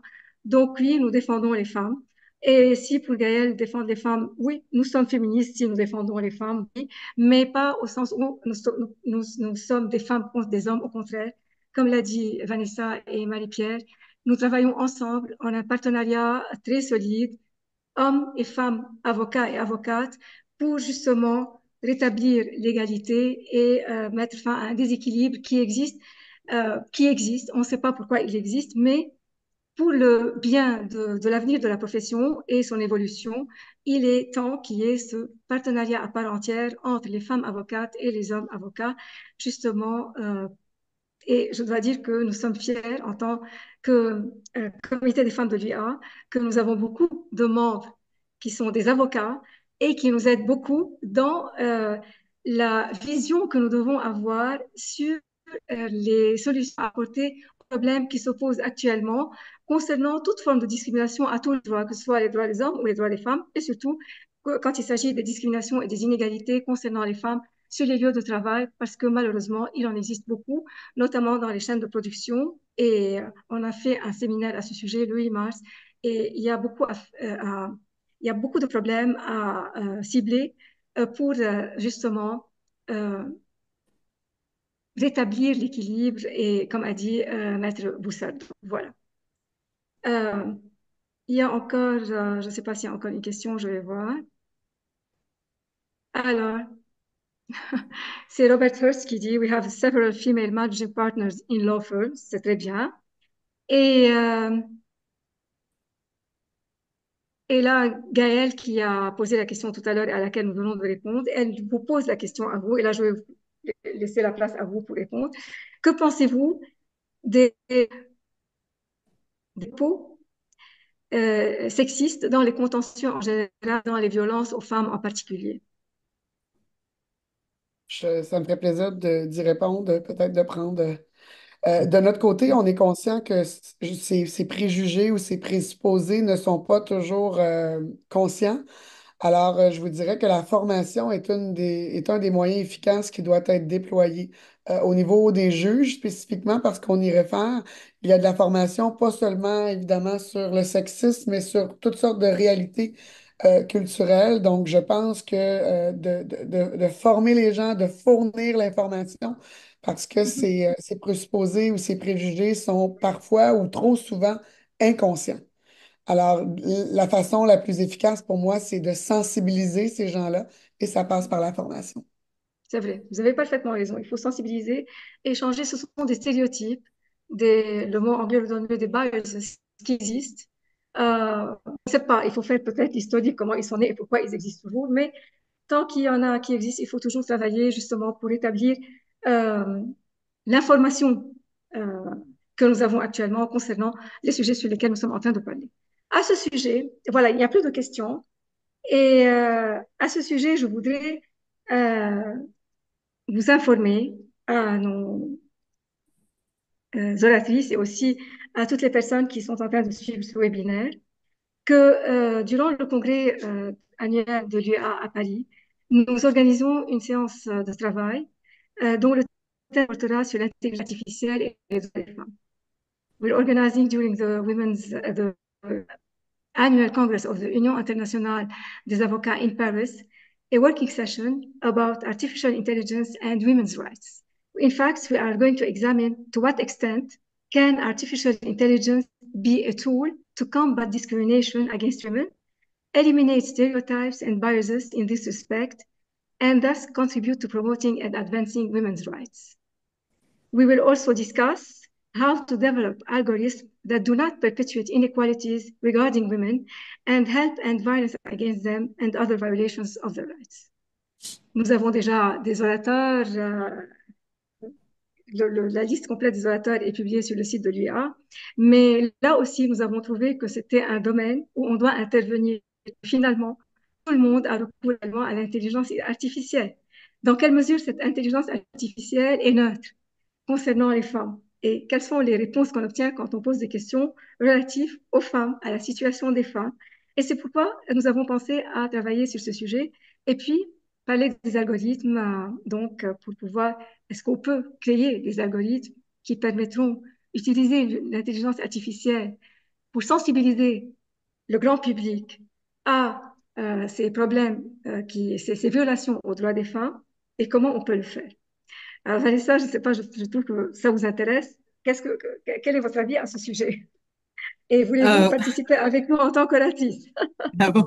Euh, Écoutez, je trouve que c'est évidemment très très intéressant et vraiment essentiel puisque évidemment on ne parle que d'intelligence artificielle et c'est bien normal. C'est le moment plus que jamais de parler d'intelligence artificielle puisqu'on se rend bien compte qu'on est vraiment un tournant et que notre exercice, nos exercices vont être directement concernés, impactés par l'intelligence artificielle. Donc c'est un plus qu'un sujet d'actualité. Mais il faut s'emparer de ce sujet, bien sûr, à la lumière de la question du droit des femmes, parce que évidemment que les possibilités vont être incroyables et exponentielles, mais il ne faut pas que précisément elles contribuent à perpétuer euh, Voilà, justement les biais auxquels vous faisiez les état. préjugés et les stéréotypes, oui. Il faut vraiment réfléchir à cela, comment non seulement l'intelligence artificielle peut être un outil, comment au quotidien, eh bien, elle peut nous aider dans nos rédactions, dans l'analyse de texte, dans la production aussi, tout simplement à nous attirer notre attention sur la question de l'égalité et à ne pas les perpétuer les éventuels biais. Donc c'est évidemment essentiel et tout se joue puisque les femmes sont, je le crains, assez peu nombreuses dans le domaine d'un point de vue purement technique d'IA. Donc c'est un vrai enjeu. Well, Teresa, what do you think about artificial intelligence and women's rights? Well, I think, and I'm not sure if I caught all of the comments that Vanessa was sharing, but I think that artificial intelligence is an incredibly powerful tool, and it's something that I think we are in the legal profession beginning to learn how to use, and we have a ways to go to learn how to use it most effectively.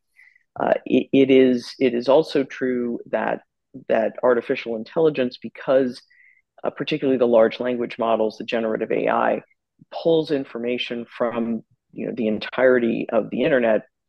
All of the information on the internet that perpetuates bias also gets pulled into AI systems, and so it has a tendency. And there are a number of very smart academics and researchers who have done a lot of really interesting work highlighting the fact that artificial intelligence does have the tendency to perpetuate and advance those kinds of prejudices because it pulls in information from this broad pool of stuff that's on the internet.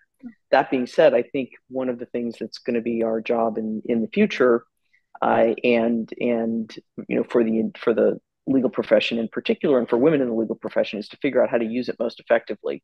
And one of the things that we're doing as a bar, and I am aware that Vanessa and the Paris bar are also very focused on finding ways to use artificial intelligence as intelligently and efficiently as possible. So I think there is a enormous potential to be able to bring it to bear on these kinds of issues. This is exactly what we are going to talk about in our working session during the annual Congress in Paris with our speakers, among them a representative from UNESCO and LexisNexis and many other speakers. You have the list on the website. I think Colette Surin shared with us the link, and you're welcome if you would like to participate with us. We need to work on algorithms that put an end to all discrimination and inequalities. How to do so, we will see at the end of our working session. We have more questions now. Let's see.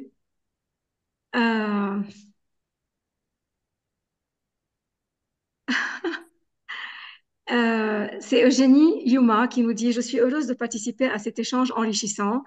De la petite expérience que j'ai en tant qu'avocate depuis maintenant 10 ans, j'ai dû observer que les femmes sont amenées à travailler doublement comparativement aux hommes. Il existe en effet, et entre autres obstacles soulevés par les intervenantes, cette discrimination liée à la présomption de connaissance quand il s'agit d'un homme, alors l'avocate doit dûment faire preuve afin d'avoir un crédit. Bon. Qui voudrait, Vanessa, ou je sais pas, c'est Ça, Marie-Pierre, je sais pas. ça a un peu coupé, Oui. Elisabeth, lorsque vous avez posé la question. Donc, j'ai pas entendu totalement la fin. C'est-à-dire que la question, c'est pour les femmes, il faut doublement Elles doivent faire travailler leurs pour preuves. être. Elles sont toujours, voilà, appelées à faire leurs preuves, faire preuve qu'elles sont compétentes, alors que pour les hommes, ça ne s'oppose pas. I think that Teresa talked a little bit about that, saying that men, even if they don't know, they go for it, while women have to think twice before applying to something because they do not know enough about this or that matter. So, c'est ça la question. Pourquoi les femmes sont toujours appelées à faire preuve de leurs compétences pour pouvoir s'imposer, pour pouvoir qu'on croit en leurs compétences, on admette leurs compétences. Voilà. C'est vrai qu'il y a ça a été dit tout à l'heure, peut-être, je crois, par Rosa Isabelle, il y a une forme aussi, d'une certaine manière, chez nous, hein, les femmes, d'auto-limitation, d'une certaine manière. C'est-à-dire que, à tort, et il faut évidemment travailler dessus, hein, encore une fois, ça relève des mœurs qui se transmettent de génération en génération. Et c'est vrai que les femmes ont tendance à se questionner. Je ne veux pas faire de généralité non plus, hein, attention, mais peut-être souvent tendance à se questionner davantage avant effectivement de se considérer compétente, euh, et ce qui est une erreur, parce qu'en réalité, la compétence, elle s'acquiert aussi par le fait de faire les choses, d'être confronté aux difficultés, de les surpasser, et, euh, et c'est d'une certaine manière aussi une forme d'auto-limitation chez nous, mais il faut travailler sur cela, et aussi, et ça répond à la question, euh, voilà, c'est ce qu'on se disait au commencement, c'est plus difficile, pas toujours bien sûr, et heureusement il y a des milliers d'exemples contraires où ces problématiques ne se posent pas, hein, c'est pas une généralité, c'est pas pour tous, mais c'est vrai que c'est quand même une fréquence importante où les femmes sont vues par l'aspect, entre guillemets, empêchement. Est-ce qu'elle pourra faire parce qu'elle a un projet familial? Tiens, elle est en âge peut-être, elle doit certainement, on est dans une phase de recrutement, est-ce qu'elle n'aurait pas un projet familial? Donc voilà, c'est des questionnements qui viennent d'une certaine manière se surajouter euh, aux compétences qui pourraient parfois passer en second plan, et ça, c'est une problématique, c'est une évidence. Donc c'est un. Marie-Pierre? Oui, allez-y, je Je vous vous en en prie, prie, je vous en prie. allez-y.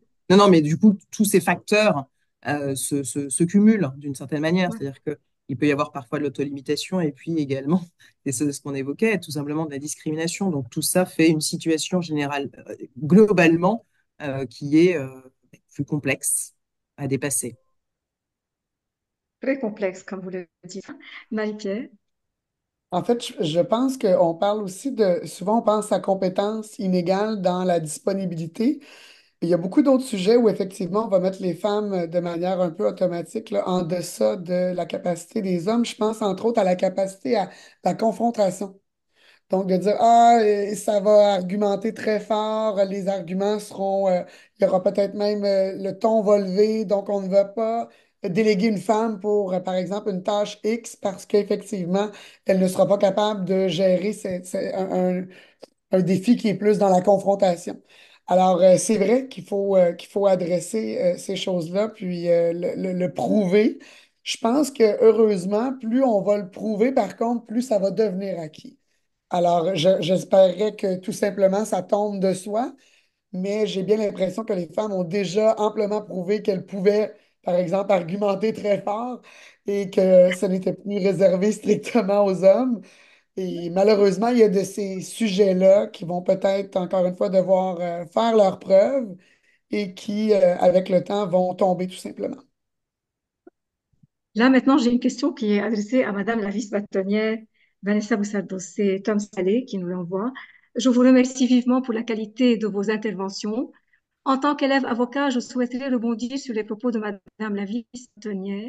Pensez-vous que pour utiliser l'intelligence artificielle de manière progressiste, il est nécessaire que les femmes participent activement à sa conception technique afin d'éviter la perpétuation de stéréotypes compte tenu de leur sous-représentation actuelle dans ce domaine? Alors Complètement. maintenant, je ne sais pas si elles sont sous-représentées ou pas, mais bon, quelle est votre réponse? Bien sûr, oui. Oui, pour répondre clairement, rapidement, oui. Je pense qu'évidemment, il nous appartient d'investir ce domaine qui est nouveau pour tous et pour toutes. Mais nous, femmes, il faut aussi que nous soyons présentes parce que précisément, c'est là que tout se joue. Et l'intelligence artificielle qui va irriguer toute notre société, bien évidemment, les femmes, c'est aussi l'occasion d'être présente pour que peut-être l'intelligence artificielle soit aussi l'occasion de contribuer à une meilleure égalité. Donc, c'est au contraire maintenant que l'on doit s'emparer de ce questionnement aussi, bien évidemment. Donc, oui, oui, oui. J'ai encore un commentaire de... voilà, juste un moment. Alors, c'est Robert Hurst, toujours, qui dit Note that the presidents of three of the largest organizations of lawyers, UEA, IBA, and INTA, are led by women. That would not have happened 20 years ago. So, Teresa. Yes, true. And the current head of the American Bar Association is a woman. So we're certainly seeing the significant advances in women in bar leadership positions, and I think that's very important. Those are good examples, and let's continue to see more of that. Yes. Et puis nous avons aussi une question de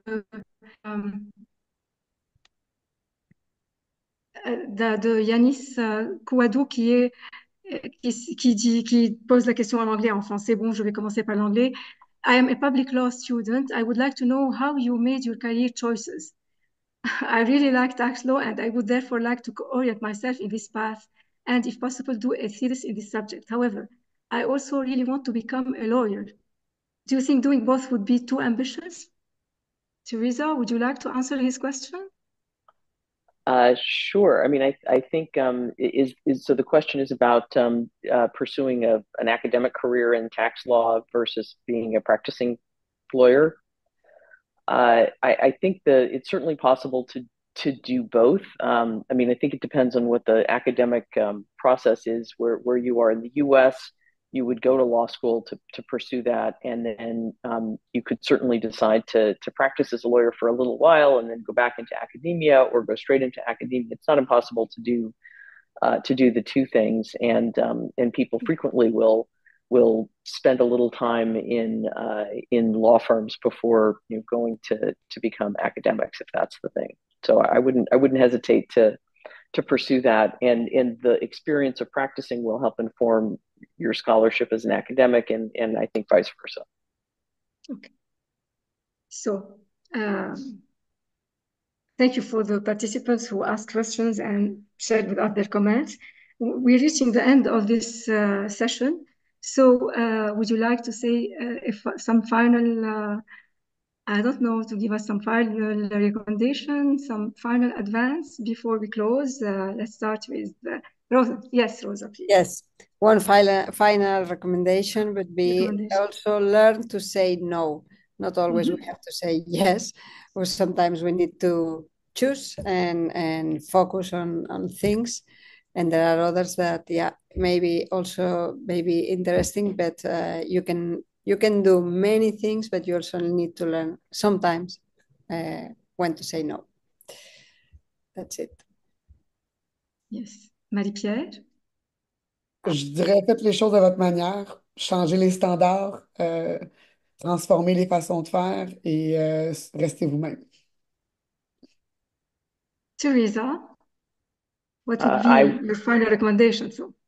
Well, I certainly would underscore what Rosa Isabel just said about learning how to say no. That's so important. And the last thing I would note is simply that having gatherings like this, having conversations like this, is really critical to being able to advance and to get to know fellow women lawyers, fellow lawyers generally. So more of this and more collaborations across the globe is really informative and instructive. Thank you. Vanessa? Merci. Évidemment, j'adhère à tout ce qui vient d'être dit naturellement. Écoutez, ne nous mettons pas de barrières, en tout cas, essayons de ne pas le faire. C'est plus facile à dire qu'à faire, évidemment, mais euh, il y a beaucoup de choses à accomplir, et notamment pour les jeunes générations qui se questionnent beaucoup. Précisément, c'est vrai que le droit, être avocat, c'est voilà, aussi une profession de sens qui permet d'accomplir beaucoup de choses.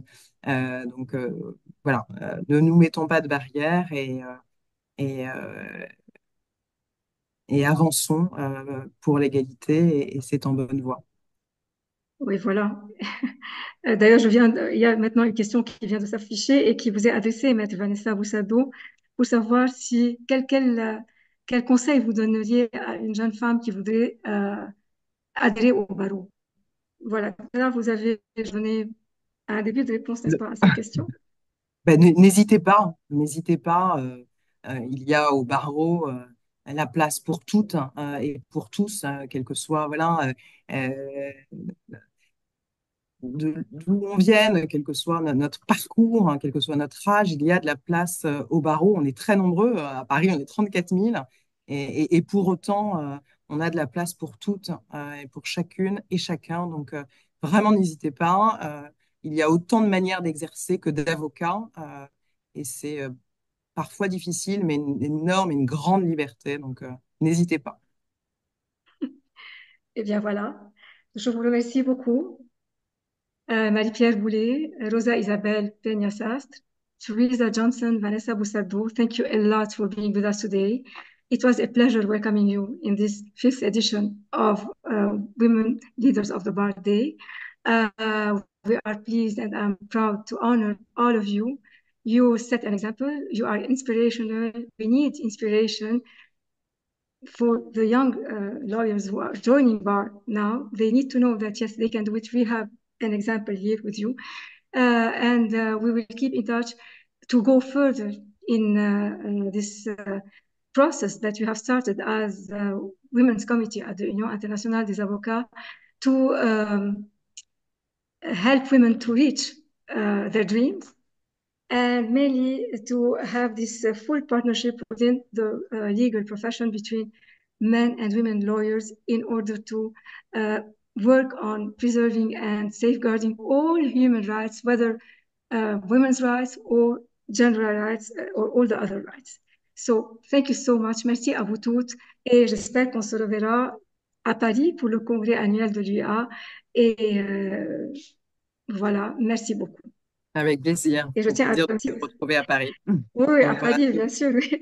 Et je tiens à remercier également Colette Turin et Camille Crespel, qui se sont, de l'UA Centre, qui se sont occupés de l'organisation, de la logistique de ce webinaire. Et à très bientôt et merci beaucoup. Merci à vous toutes. Merci. Merci à vous. Merci infiniment. Au revoir. Au revoir. Bye, goodbye.